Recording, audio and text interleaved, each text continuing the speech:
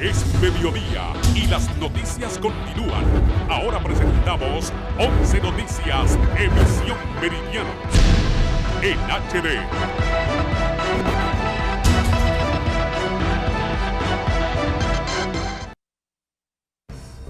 Vea esta tarde en 11 Noticias, emisión mediodía. Ministro de Salud José Manuel Mathieu confirma tercer caso de viruela del mono en el país, mientras que otros 3 se mantienen como sospechosos. Imparable el COVID-19. En el hospital escuela se reporta el deceso de 2 personas, entre ellos un menor de 2 años. Requieren a una persona para efecto de investigación que presuntamente estaría ligada a la muerte del hijo del expresidente Porfirio Lobo Sosa. Como preocupante, califican expertos que el gobierno solo haya ejecutado 13.6% del presupuesto para inversiones a esta altura de lo que va del año. 3 estructuras criminales, según autoridades, están detrás de los sangrientos ataques en el sector Lomas del Carmen en San Pedro Sula, donde en un mes se han registrado 3 masacres. Y en noticias internacionales, cientos de migrantes fueron detenidos durante el fin de semana en varios estados de México. Estas y otras informaciones a continuación en 11 Noticias, emisión mediodía.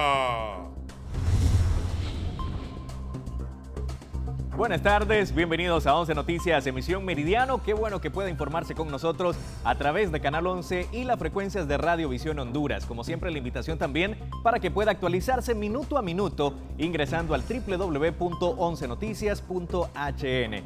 Vamos a dar inicio a las informaciones y está con nosotros Valeria Rojas. Buenas tardes, Vale. Buenas tardes, Darío. Buenas tardes, Honduras. Gracias por acompañarnos en esta emisión de 11 Noticias. Un placer compartir con todos nuestros televidentes este espacio de noticias. Y para comenzar con las informaciones de este día, vamos a darle a conocer en temas de salud y noticias no tan alentadoras, ya que hoy el ministro de Salud ha dado a conocer que hay 3 casos ya registrados en el país de la viruela del mono y también 2 sospechosos.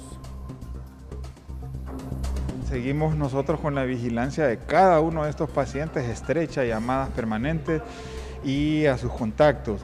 ¿Qué es lo que procede? Que la población tenga las medidas de bioseguridad. Ahorita no deben de andar sin mascarilla, debe haber lavado de manos, la distancia social y las relaciones sexuales. Ahorita hay que ser muy cauto, tener relación sexual con su pareja habitual y en su casa. No andar en otros lugares porque, aunque no es una enfermedad de transmisión sexual, sí se transmite por contacto cercano y por la misma ropa, la ropa de cama, la ropa que uno utiliza, en fin, superficies, contacto prolongado con alguna superficie. Entonces, ¿se puede controlar? Claro que se puede controlar, pero en todo el mundo está pasando. Somos el 86 país en el mundo, 25 en América, donde se presentaron los casos y yo espero que la población nos ayude para controlarla. ¿Y hay más casos sospechosos?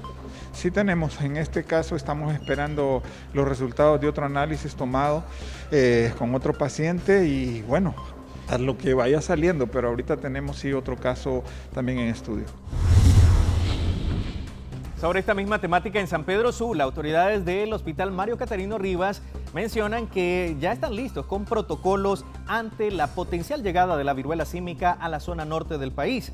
Quien ha dado estas declaraciones es Arturo Ávila, director de uno de estos centros asistenciales, y nos tiene la información nuestro compañero José Bonilla. Gracias, Darío. Buenas tardes. Un cordial saludo a esta hora del mediodía desde la ciudad de San Pedro Sula.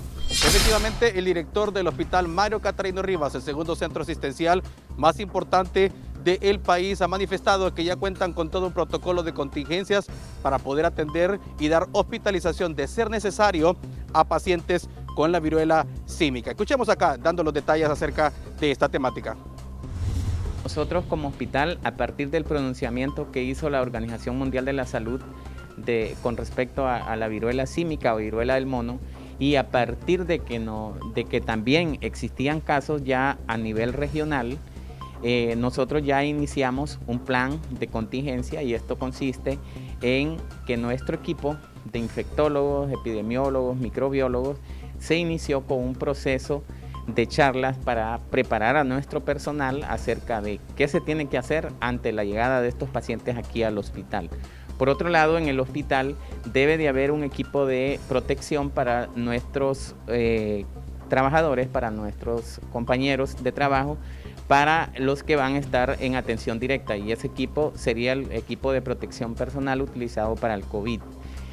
No se ha requerido de hospitalización en los casos que se han reportado en otros países y tampoco en nuestro país, pero sí hemos destinado un área que ya la tenemos ideada, un área donde han estado los pacientes de COVID, para que en caso necesario ese nos serviría para que estos pacientes que requieran hospitalización los hospitalicemos, porque tenemos que saber que estos pacientes en su inmensa mayoría se tratan de forma sintomática, o sea, se tratan los síntomas, no al virus, sino los síntomas. Se espera que el organismo desarrolle mecanismos de defensa hasta el control final del virus.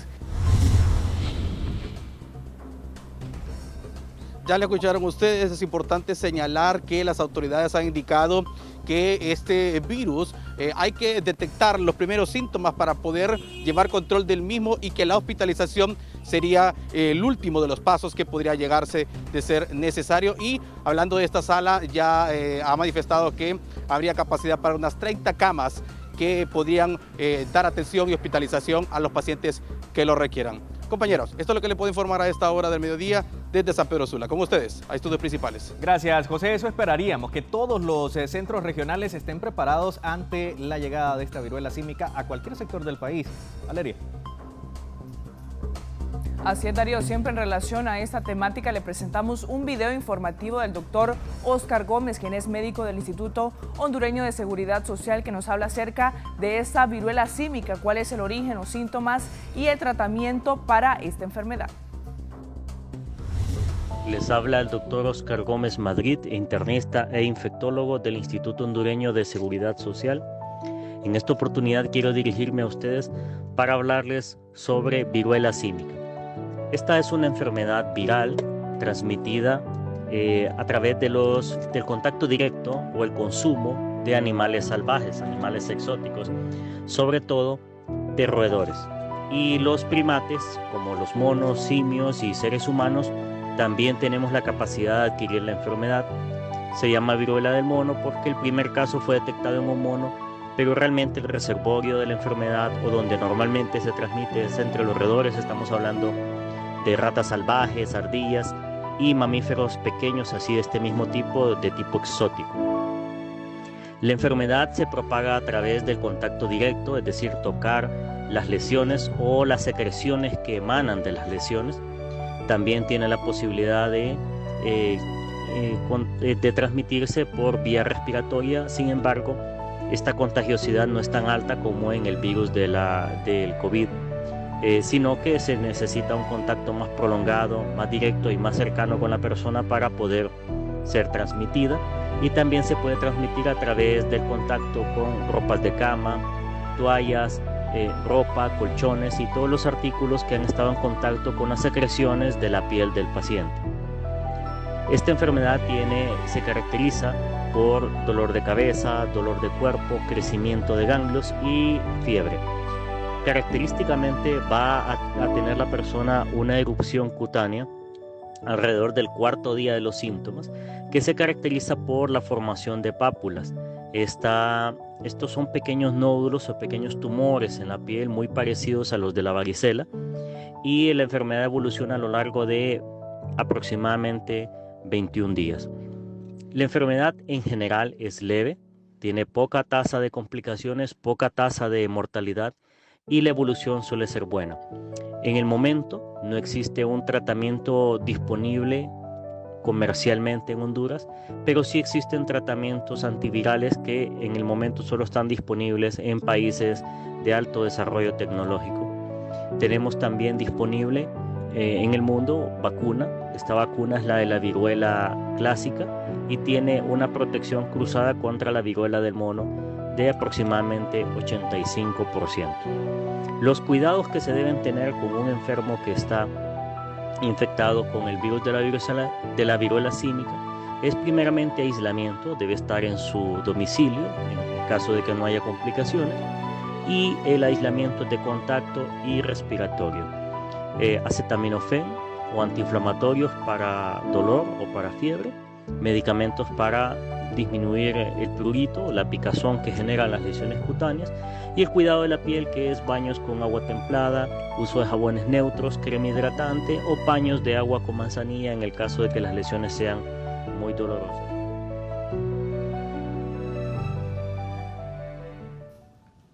La recomendación es estar muy atentos ante cualquier síntoma y acudir al médico para evitar la propagación acelerada de este virus. Y pues ante la llegada de la viruela símica al territorio nacional, los centros educativos ya se están preparando para reforzar las medidas de bioseguridad. Pamela Bustillo nos tiene los detalles. Muy buenas, compañeros en estudios. Hoy nos encontramos con Grace Rodríguez, secretaria de Asuntos Pedagógicos del Colprosuma, quien nos estará comentando un poco acerca de las medidas de bioseguridad que se van a estar implementando en el sector educativo con la llegada de la viruela símica. Mucho gusto. Sí, buenas, compañeros, a nivel nacional, al magisterio en particular y al pueblo hondureño. Decirles que todos debemos de estar en primer lugar en alerta, ya que es una enfermedad que a nuestros pequeños que nosotros tenemos en nuestras aulas de clase puede ocasionar esta enfermedad. Cuando nosotros observemos alguna fiebre, algún síntoma diferente a lo que los niños y las niñas acostumbrados están a estar en el aula de clase, algún decaimiento de ánimo, alguna situación adversa, inmediatamente nosotros los docentes debemos de, en primer lugar, llamar al padre de familia.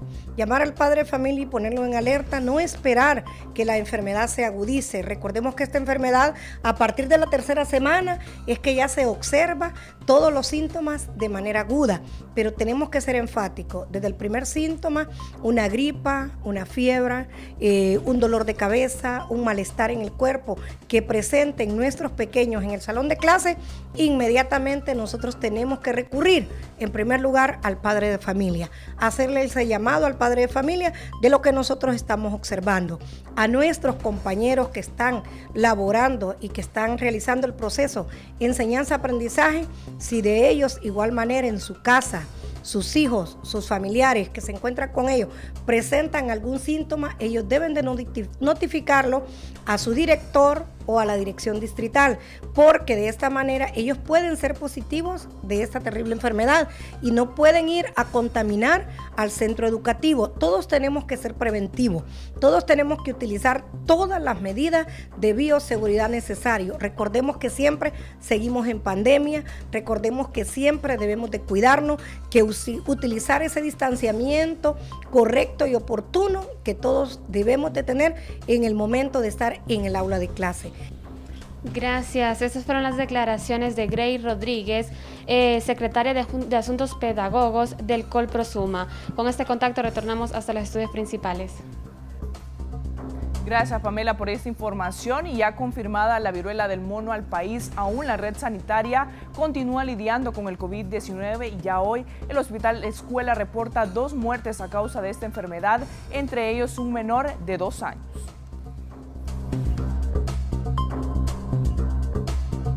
Lastimosamente, un niñito de 2 años de edad, procedente de Comayagua, con una afectación muy grave de ambos pulmones, el cual no pudo pues sobrevivir, y una señora ya adulto mayor de aquí del departamento de Francisco Morazán del Porvenir.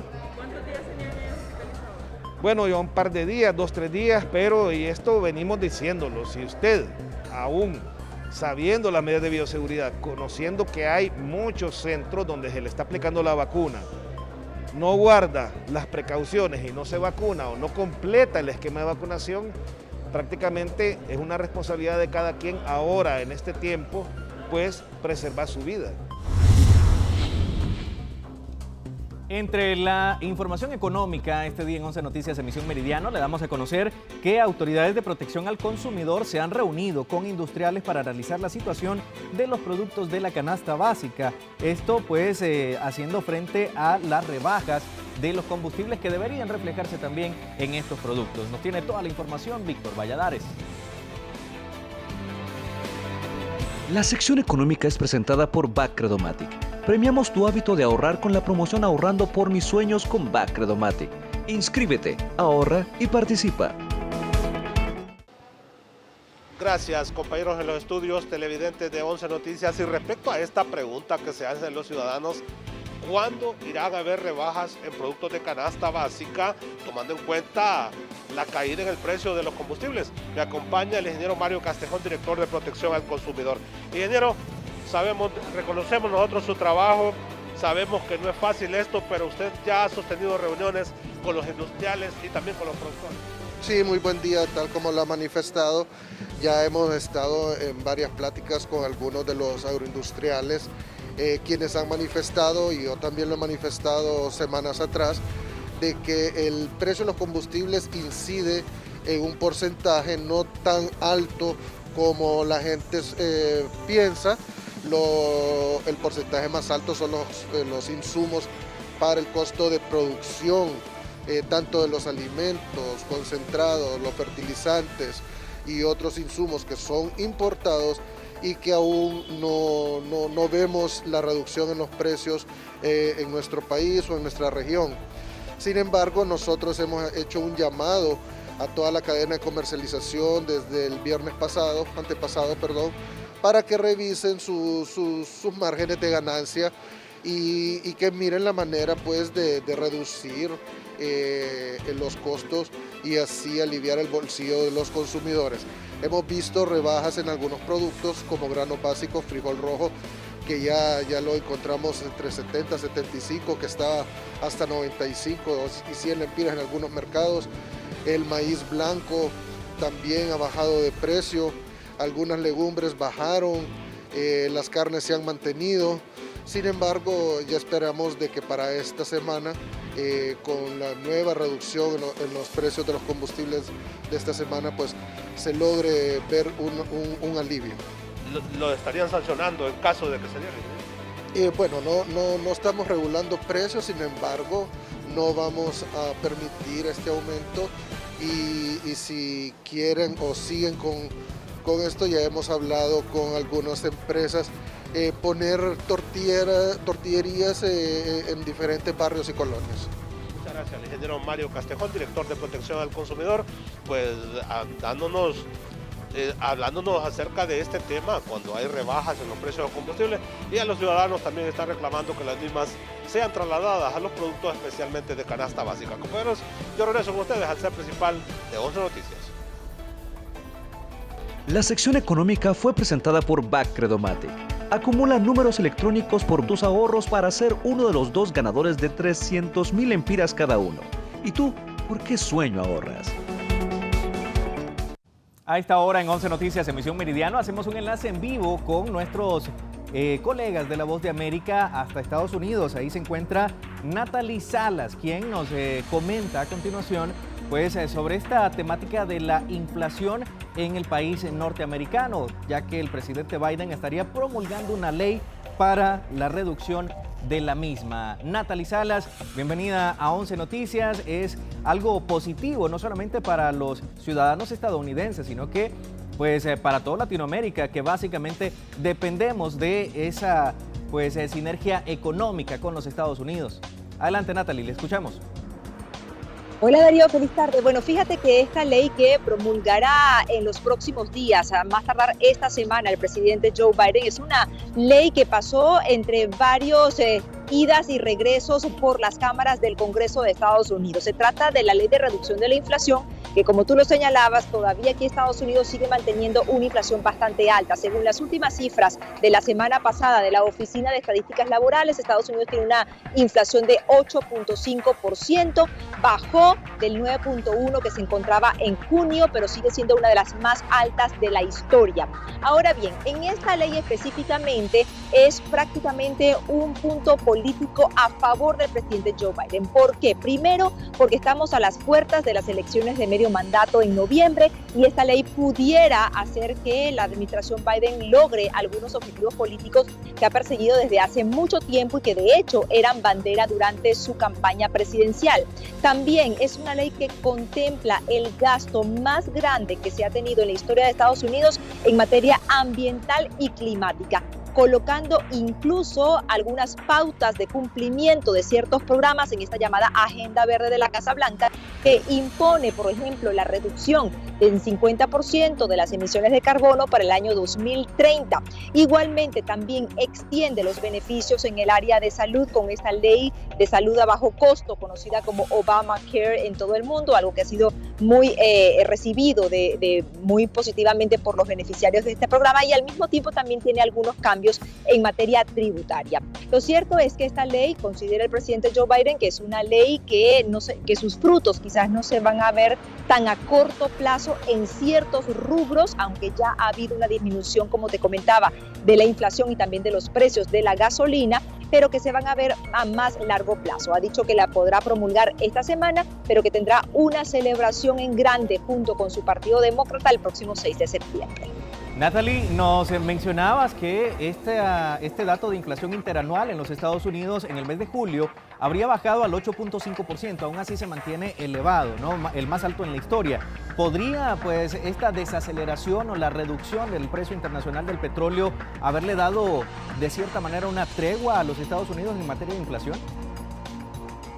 Varias fueron las razones, Darío. Fíjate que también una de las medidas implementadas por la Casa Blanca para sobre todo bajar los precios de la gasolina, que llegaron a picos de $7 el galón en estados como California, en este momento se ubican en un poco menos de $4 el galón, estamos hablando de $3.99, $3.98 en algunas gasolineras, y algunas de las medidas que tomó la Casa Blanca fue, por ejemplo, sacar millones de barriles diarios de las reservas del país, justamente para poder asegurar lo que es el suministro de combustible.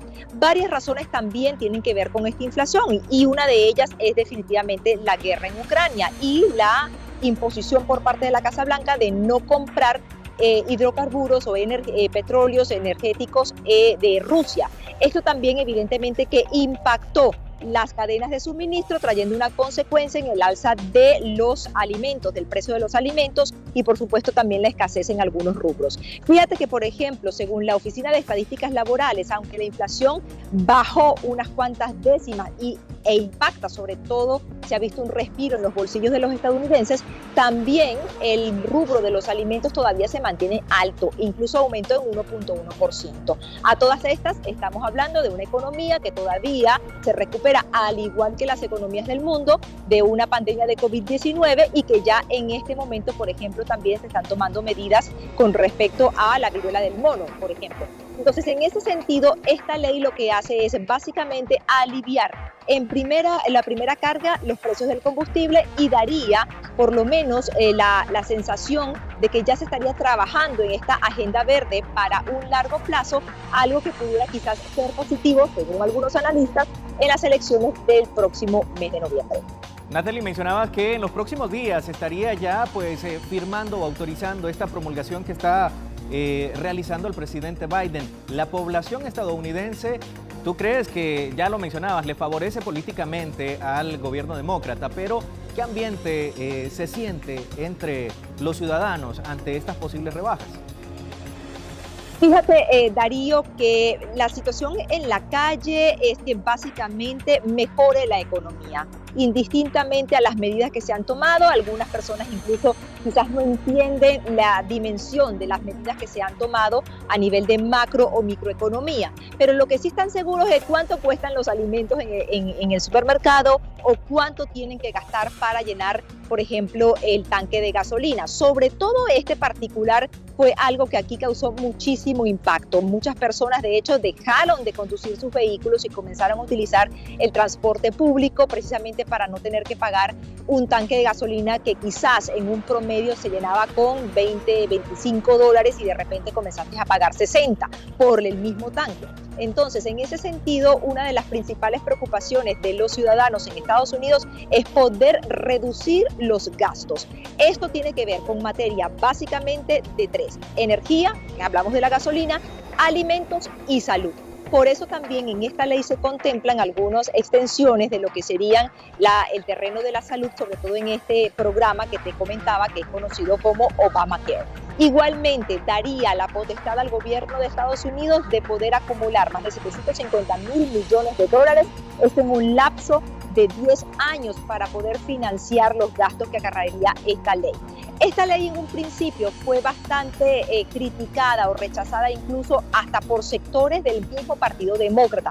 Específicamente, una de los logros políticos que se le dan a este proyecto de ley es que en el Senado logró incluso atraer el voto positivo de dos senadores que estaban en principio en contra, Joe Manchin y Kyrsten Sinema.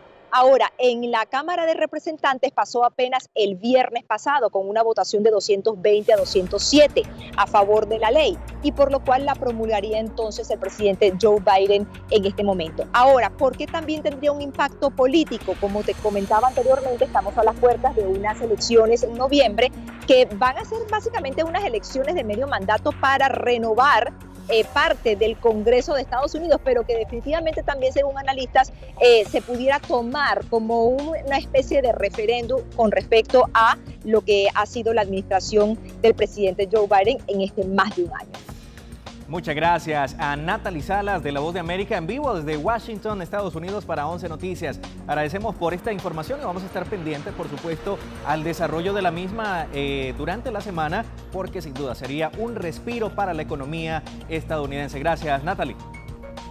Feliz tarde para todos. Bien, como les mencionaba, sería un respiro no solamente para la economía estadounidense, sino también para todas esas relaciones comerciales con el resto de países en Latinoamérica, que también estamos siendo impactados por esta alta inflación histórica en los Estados Unidos. Valeria, tienes más información.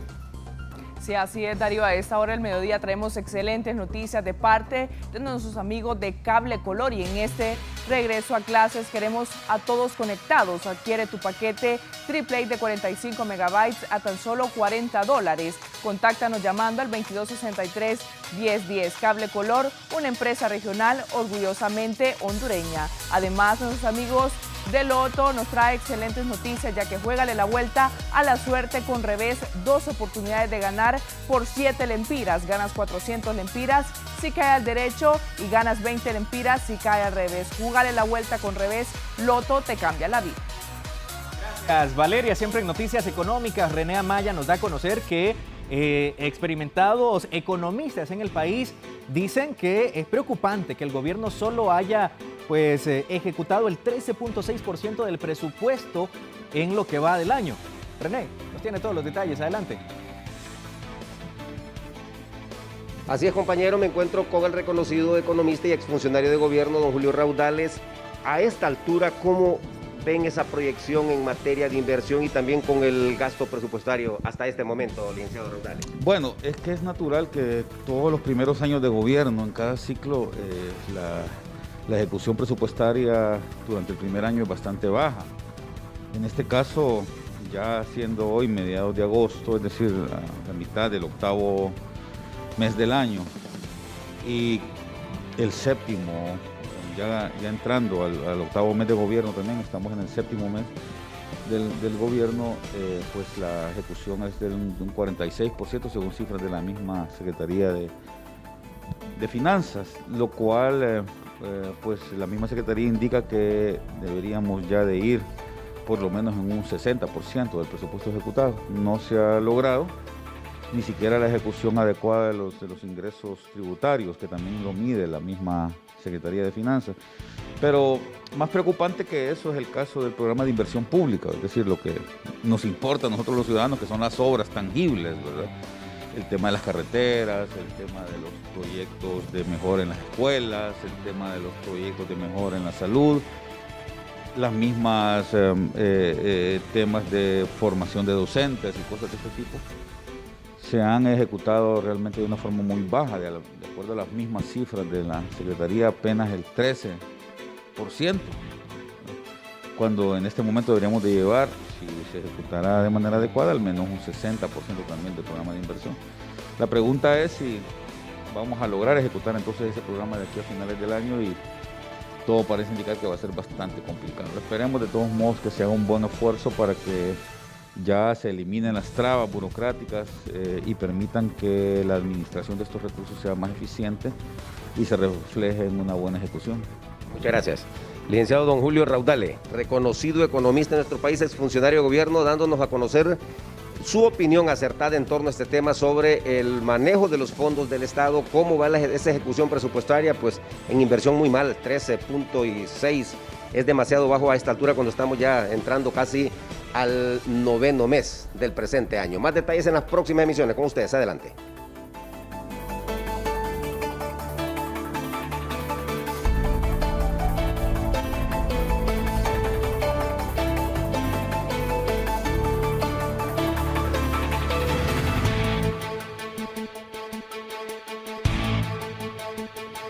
Y la gran historia de amor y venganza de Catalina llega a su gran final en La Reina de Indias y El Conquistador este jueves 18 de agosto a partir de las 10:10 de la noche solo por Canal 11. Además, el gran estreno del cartel de los sapos, El Origen. Si ya conoces el cartel de los sapos, ahora prepárate para conocer su inicio, el gran estreno, el cartel de los sapos, El Origen, viernes 19 de agosto a las 10:10 de la noche por Canal 11. Vamos a hacer una breve pausa comercial. A retorno, más información en 11 Noticias, emisión meridiana.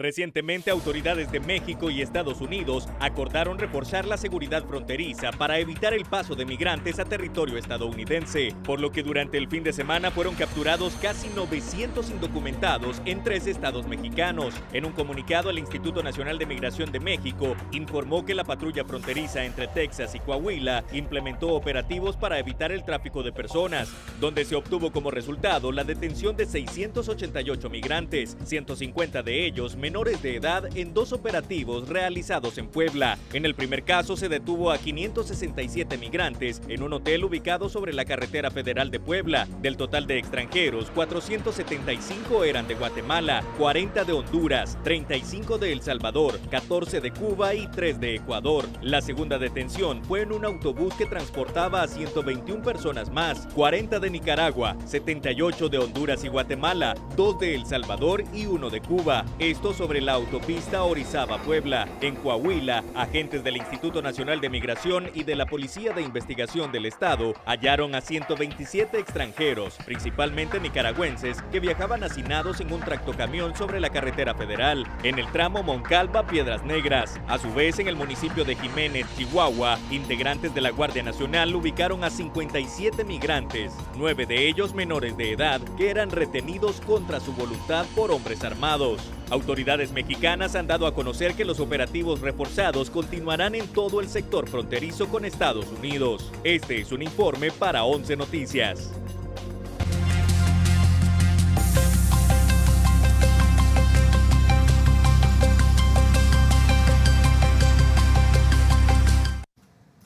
Continuamos con más de 11 Noticias y a esta hora del mediodía nos vamos a enlazar con Herlin Díaz, que nos da a conocer que 3 estructuras criminales estarían detrás de sangrientos ataques en el sector de Lomas del Carmen, en la ciudad de San Pedro Sula, según las autoridades. Herlin, ¿cuál es la información que se maneja hasta el momento, ya que las autoridades han manifestado que son 3 las masacres que se han registrado en este mes? Adelante.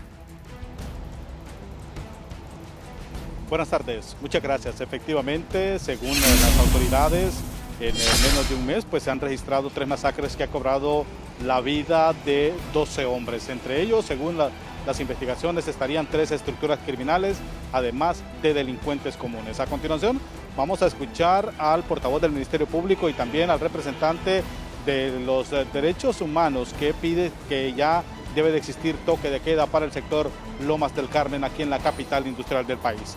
Escuchemos las reacciones.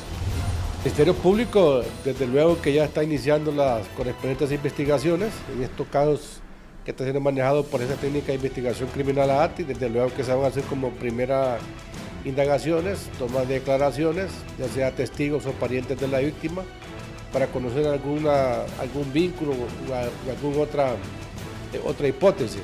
Y también se van a hacer investigaciones para ver si en la zona hay cámaras que pudieron haber captado o grabado esta acción, que pueda permitir, desde luego, identificar a los presuntos responsables. Se está evacuando en este caso, el caso de Lomas de San Juan. Se manifiesta que hay una persona que está herida, que posiblemente haya participado en esta acción. Si yo fuera el jefe policial, yo diría que había que intervenir el sector. 2, intervenirlo y poner una nueva posta policial en el sector en la entrada de la Santa Marta, allí donde ponen los circos. Ahí podría quedar perfecto una nueva posta policial, y que la posta policial de Lomas ayude a controlar el sector de arriba, y la de abajo que controle todas las entradas y salidas de ese sector. ¿Es urgente tomar acciones por parte de las autoridades? Mire, yo creo que sí. Yo creo que hay que manejar y que no hay que descartar un toque de queda regulado en el sector. Un toque de queda y el desarme. Yo creo ahí pulula mucha arma. Esto es lo que ha dicho el presidente de los derechos humanos en nuestro país, hablando en relación a estos hechos de violencia en el sector Lomas del Carmen, aquí en San Pedro Sula. Con este contacto vuelvo con usted. Buenas tardes. Buenas tardes, Herlin. Gracias por este informe desde la zona norte del país. Y ya son 35 las masacres que se han registrado en lo que va de este año en el país, lo que ha dejado reflejado cómo se ha agudizado la violencia, Darío. Nuestra compañera Gisela Calix nos da a conocer que autoridades policiales han requerido a una persona para efectos de investigación, esto por presuntamente estar ligada al asesinato del hijo del expresidente Porfirio Lobo Sosa y otros 3 jóvenes. Quien nos amplía los detalles es Gisela Calix. Así es, muy buenas tardes, compañeros en el estudio y televidentes de 11 Noticias. A continuación, lo que ha expresado el comisionado Miguel Martínez Madrid, quien es el portavoz de la Policía Nacional. Este fin de semana hemos recibido un informe nuevo, que se trata de la ubicación de un nuevo vehículo que tuvo participación y que se va a formalizar a través de posiblemente un comunicado de prensa. Pero sí podemos adelantar en esta entrevista de que sí hay un nuevo vehículo que fue requerido, es una CRB. Nos vamos a abstener de dar más información y de la persona que fue requerida en ese vehículo, porque estamos pendientes de recibir el informe para saber qué diligencias fueron hechas con esta persona que fue requerida dentro de este vehículo. Si fue detenido, si fue presentado al Ministerio Público, a los juzgados el día de hoy, o simplemente va a estar requerido para investigación. Pero que el fin de semana se avanzó bastante en el caso, definitivamente, con la ubicación de otro vehículo que posiblemente participó en este evento. El vehículo fue registrado por una cámara del 911, inmediatamente en el Boulevard Soyapa, inmediatamente motorizadas de la Unidad Metropolitana de la Kennedy, se desplazaron al lugar y lo siguieron hasta el estacionamiento de la Universidad Autónoma de Honduras. Le ampliaremos esta información en próximas emisiones de 11 Noticias. De momento yo vuelvo con ustedes al set principal. Buenas tardes.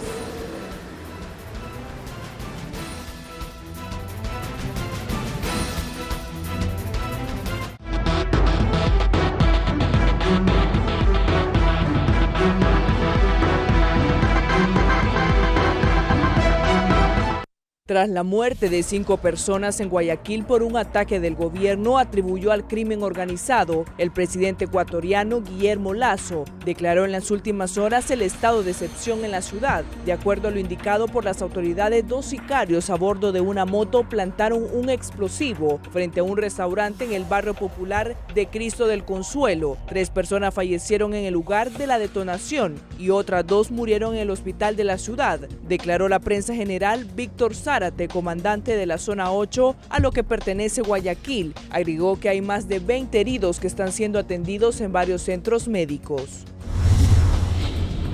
Un total de 164 presuntos sicarios del cartel de Pueblos Unidos fueron capturados en las últimas horas por fuerzas de seguridad tras llevar a cabo una serie de bloqueos de carreteras en el estado mexicano de Michoacán. El gobierno de Michoacán confirmó que los hombres armados fueron detenidos la tarde del sábado cuando bloqueaban diversos tramos de la autopista federal que une la ciudad de Morelia, capital del estado, con el puerto internacional de Lázaro Cárdenas en la costa del Pacífico. El Papa Francisco pidió hoy la paz del mundo y volvió a dedicar un pensamiento al pueblo de Ucrania, que sufre desde que Rusia inició la invasión el 24 de febrero. Seguimos invocando la intercesión de la Virgen para que Dios conceda paz al mundo y rezamos en particular por el pueblo ucraniano, dijo el pontífice tras el rezo de Angelus este lunes, que se celebra la solemnidad de la Asunción de la Virgen María. Ese es un informe para 11 Noticias.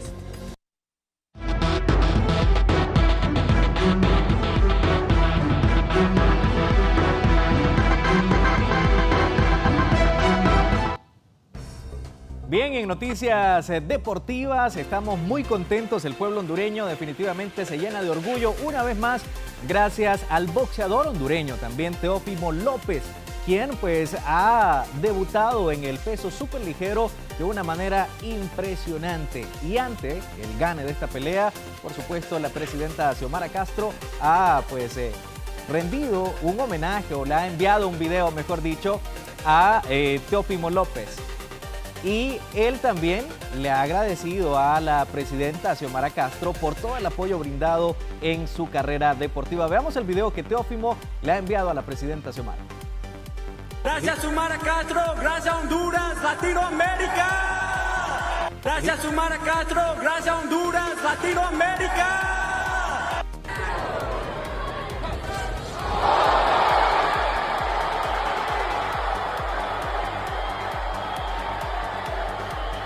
En el séptimo round por nocaut, el boxeador hondureño pues noqueó, valga la redundancia, a su contrincante, haciéndolo ganador de la pelea y por supuesto dejando muy en alto el nombre de Honduras. Pero pues quien nos tiene todos los detalles de esta y otras informaciones deportivas a continuación es nuestro compañero Ronald Zelaya en los deportes de 11 Noticias, emisión Meridiano.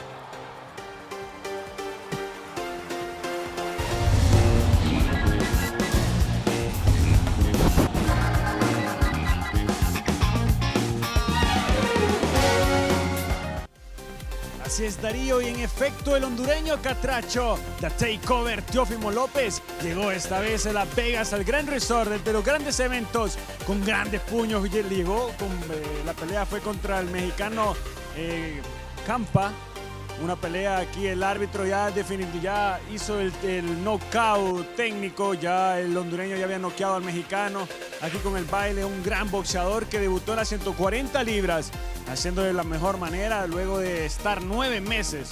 Teófimo López estuvo 9 meses de baja luego de haber perdido los 4 cinturones internacionales ante Lomachenko, y aquí vamos a la Liga Nacional.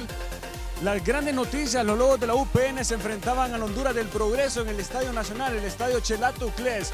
Aquí con el cabezazo del capitán Lesvin Medina ponía el 1-0 de los dirigidos por Héctor Castellón. Los universitarios, que venían de una gran derrota en la jornada número 3 ante el Victoria, creían que iban a llegar con gran refuerzo, con grandes momentos, pero no sabían que los progreseños, los arroceros, los campeones igualmente que tuvieron en ese año, en 2017, cuando quedaron campeones de la Liga Nacional, con este centro de Ilsen Barahona, y venía el atacante progreseño para poner el 1-1. Los dirigidos de John Jairo querían la victoria, querían el empate y lo lograban. Así para ponerle la gran lucha, y al minuto 90 una desconcentración del lateral Lázaro Llanes que daba a Aldo Fajardo para anotar este gol y poner los primeros 3 puntos del equipo arrocero en esta Liga Nacional. Y nos vamos igualmente al puerto de La Ceiba. Esa vida juega Paps y lo está haciendo de la mejor manera luego de empatar al Motagua en el último minuto.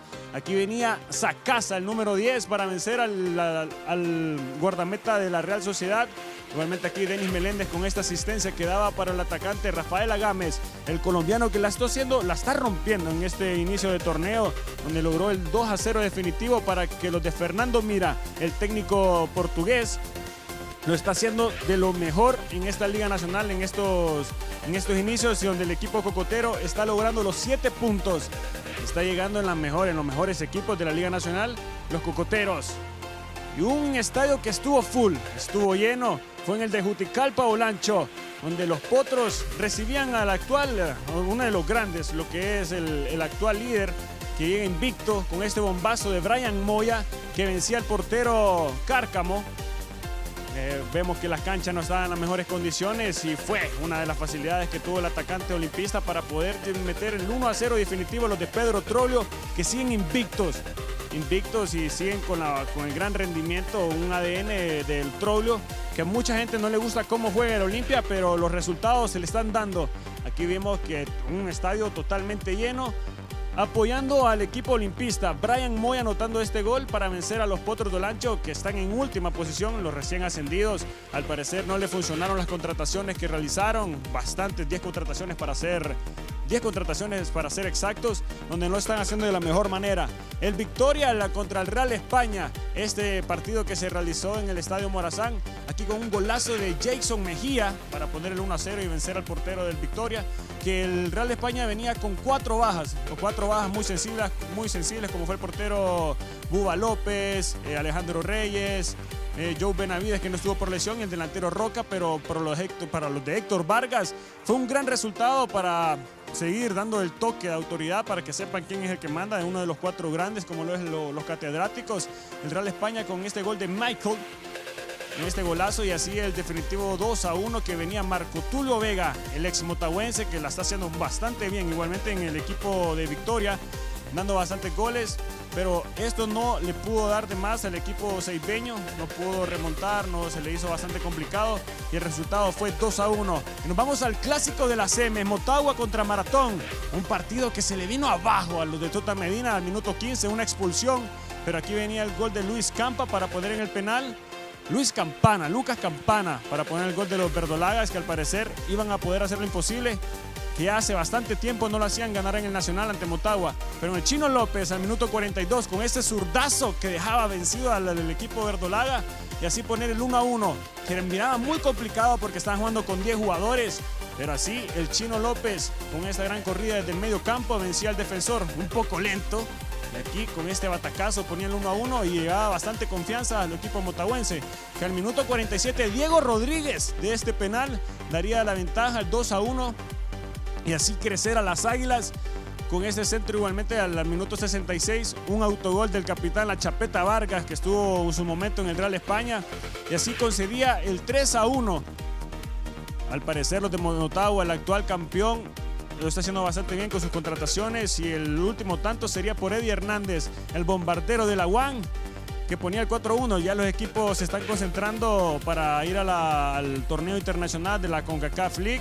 Motagua viajó el día de hoy para disputar el partido contra un equipo de República Dominicana. Y esta es la tabla de posiciones. El Olimpia siempre con Pedro Troglio a los 12 puntos. En el primer lugar el Motagua con 8.